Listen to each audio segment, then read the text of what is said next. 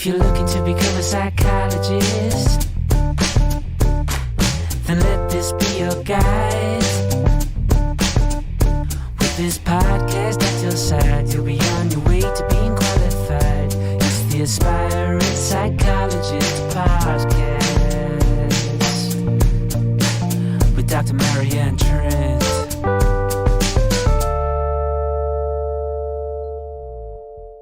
Hi, welcome along to the Aspiring Psychologist podcast. I am Dr. Marianne Trent and I'm a qualified clinical psychologist. If you're watching on YouTube, you might well notice this is part of the Poorly Wing series where I've broken my arm. Why not subscribe and like this video, and maybe think about dropping me a comment in as well to tell me what your favourite episode of the podcast has been so far. As I record this, we are in the middle, coming towards the end of the doctorate in clinical psychology application season for this spring. Given that it's such a competitive industry and that the places are so highly sought after, then it's understandable that emotions can run high from time to time, if not much of the time. And recently I'd seen a post on Twitter that had said, "Can those who have offers already for the DClinpsy and still have interviews coming up at least consider just accepting one, so others on reserve lists for interviews can at least have a chance of getting at least one offer without having to wait another year whilst being poor?" So I hear you. It's very, very difficult if you are on a reserve list and if you feel like this affects another year of your development and your opportunities. But also, I think it's worth saying that the people who have interviews and even those who have offers have still earned the right to attend those interviews. So today we're going to be looking at whether it's okay to still attend interviews for any psychology profession or area if you already have a job offer. I'll be guiding you through a few of my thoughts, feelings, insights and reflections on this. But if you've got some of your own, I would love you to come and tell me what you think to this. Come over to the Aspiring Psychologist Community (free group) on Facebook and let me know what you think. And if you're watching on YouTube, let me know in the comments. So generally speaking, when going to interviews for probably non-psychology roles, or maybe even if it's a psychology private practice role or private institution role, one of the advantages about going to a job interview when you already have a job offer is that you might be able to use that for salary negotiation. Clearly in NHS bandings, that's probably not going to work. But one reason you might want to do that is if you're applying to a course in the London waiting area where the salary is slightly higher. But of course, that is done for a reason. So that is done because, of course, living in and around central London is more expensive. But if you've already committed that you'll be commuting, then you may want to consider doing that. But of course, it is likely your costs for commuting might well be higher as well. So I think it's fair to say that generally speaking, in what is largely an NHS industry for assistant psychologists, but not exclusively, of course, it's unlikely that you'd be wanting to attend that interview to think about using it for salary negotiation, but of course, not impossible.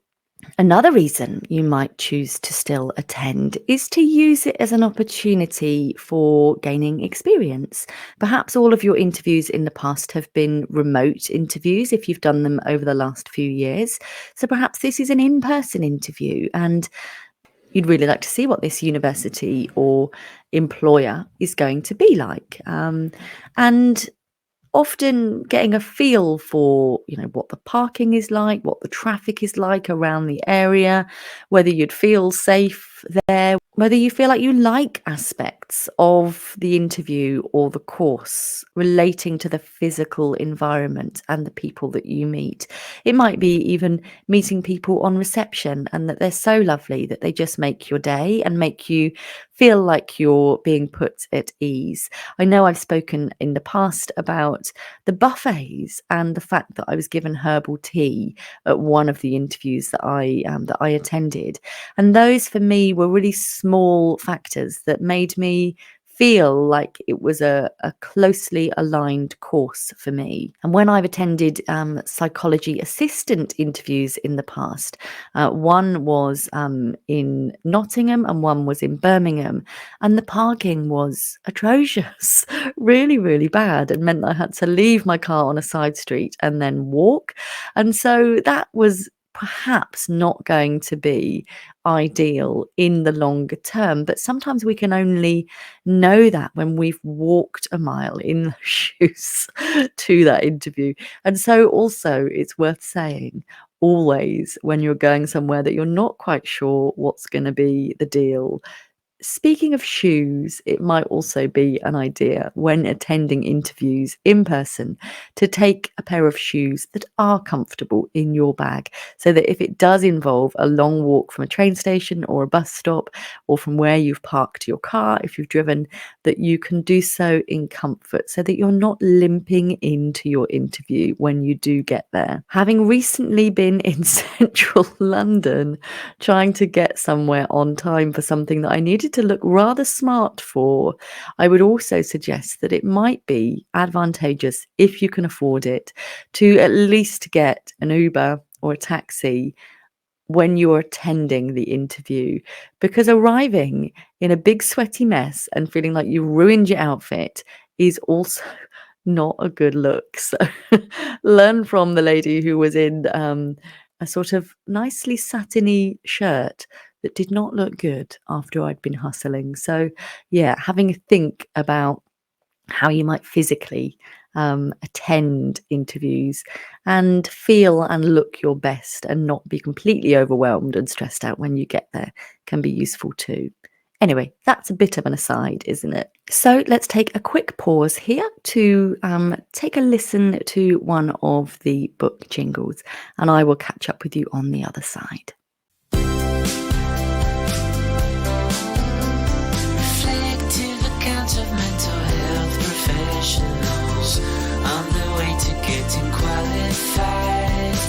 So many tips and lessons to learn from. So many things that you can try. The Aspiring Psychologist Collective. The Aspiring Psychologist Collective.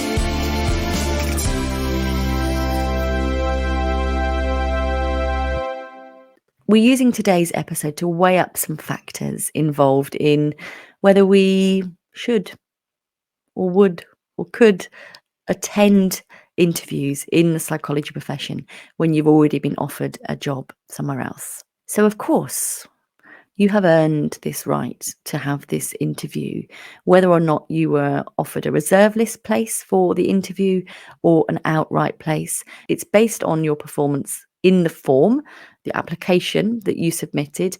It might also be linked to any assessment tests or checks that you've done too. And when we're making decisions, sometimes it can be useful to make them as informed a decision as we can.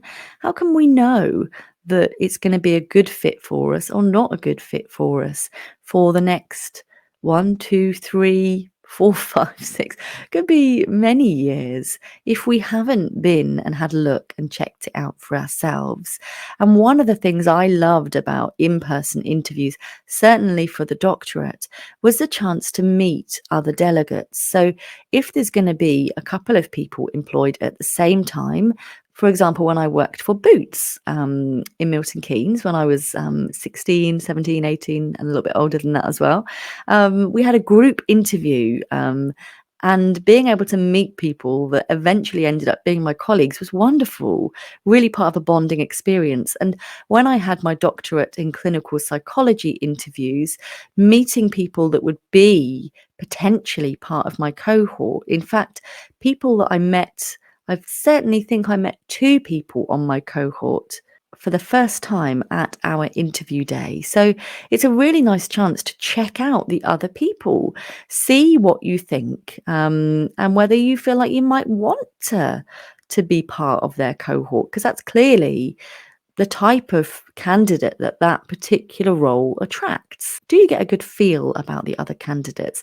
And whilst, of course, when we're looking at selection days that might run over multiple weeks, we can't necessarily know that we would be meeting our future colleagues, or that we are all going to be the same across all of the interview days. I think it does give you a very nice feel for how it might be if you were working in that role. So if you are trying to deliberate between, should I? What does it say about me if I do go when I've already had this offer? Then to you, I would say, it just says you're a human and that you are allowed to do what you've been offered the opportunity to do.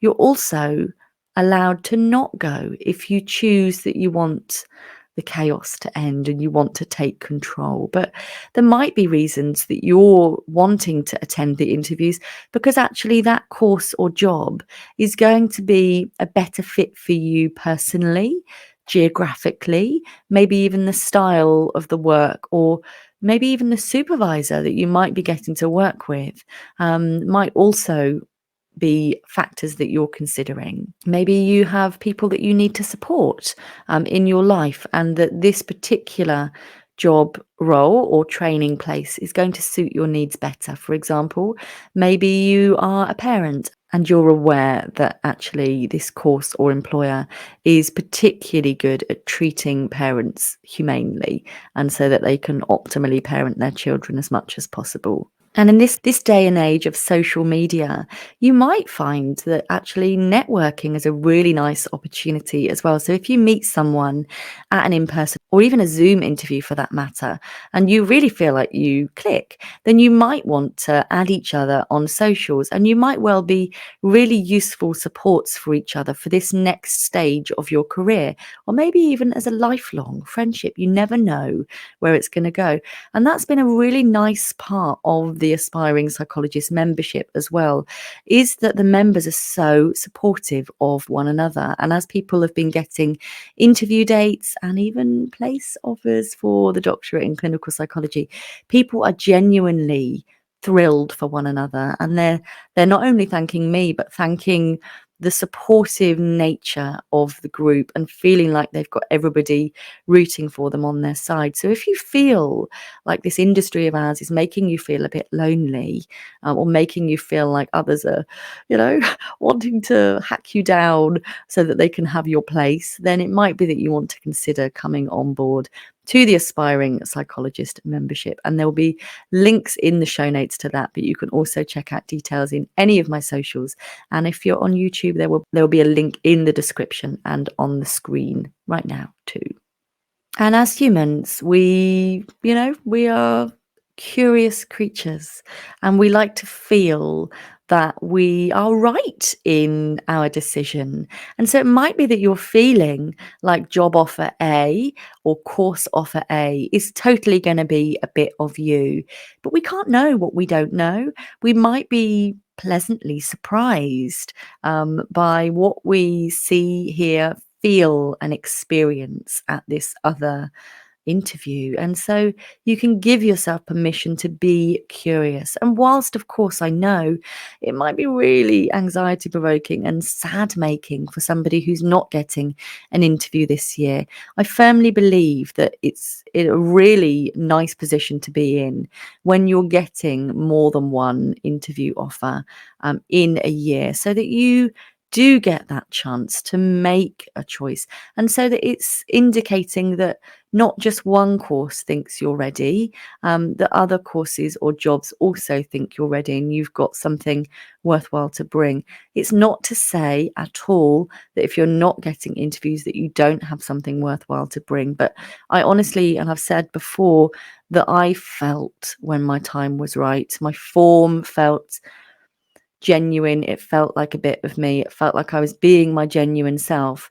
And I was then offered 3 interviews and it just felt like it was my time. And so, yeah, maybe think if you're not getting outright interviews or if you're still on the waiting list, if you've learned since this podcast was released that you're not being offered interviews this year or for the job that you've applied for, think about how you can use these next few months to further and advance your skills, your abilities, your reflections, your insights, and to strengthen any weaknesses or bits that you've got gaps in your CV for. You might, of course, feel that one particular course or job aligns more with your goals or your priorities and the things that you see as exciting and important and worthwhile in the psychology profession. It might be that you have a particular interest in doing research under one of the academic staff in a particular course or organisation. Whatever reason you've picked to put that course or that job into your job basket and to apply for it is valid and important, and you're allowed to have a shot at that and make your mind up. And of course, if other people do have multiple interviews and then they all get to choose, it's of course useful for those on the reserve list for actual places, not just interviews. And honestly, I would love to be a fly on the wall when people get the phone call or the email to offer them reserve list places. I turned down one place to accept another. And yeah, just knowing that you've potentially changed someone's life and, and altered their career trajectory, and knowing the celebration and the joy that they'll be feeling and experiencing for themselves, but also likely with their family and their support networks around them. So incredible. And yesterday I had a voice note from one of my members telling me that they had been offered a place on a course. And honestly, I dissolved into tears as I was leaving a voice note in response, because it really does matter. It's such a big deal. And it's so wonderfully affirming when people are getting the news and they're getting that message that, yes, they are chosen. They're moving in the right circles. They're saying the right things, and they're going to get to advance to the next stage of their career. And honestly, I could cry again now. I just feel like I've got the best job in the world. And thank you for all of you who've been so kind about the podcast and about the books and the membership. If you've got any questions or anything you'd like to say about this episode, do let me know. I'm not any less sad for you if you don't have interviews to go to, or if you are waiting to hear back. I am moved by your distress as well. But I firmly believe that your time is coming and you will get there when you're ready for this next stage of your journey. Thank you so much for listening and for being part of my world. If you're listening to this episode when it comes out, hope you've had a marvellous coronation weekend with all of the scones that you might choose to eat, and hope the sun has shone for you. Wishing you all of the best of luck with any interviews you might have coming up, or with being offered places for interview or on a course if you're on a reserve list. I love celebrating with you. So do come and hook up with me on social media. I'm Dr. Marianne Trent everywhere, because I love to celebrate your wins. So keep having them. Hold your head high. Do your brilliant best self. And I will look forward to catching up with you on the next episode, which is available from 6 a.m. on Monday. Take care.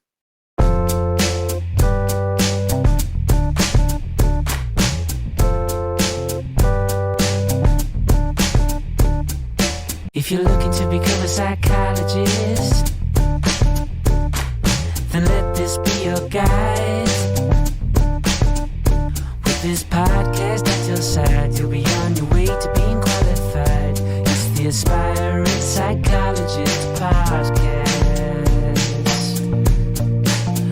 Dr. Marianne Trent.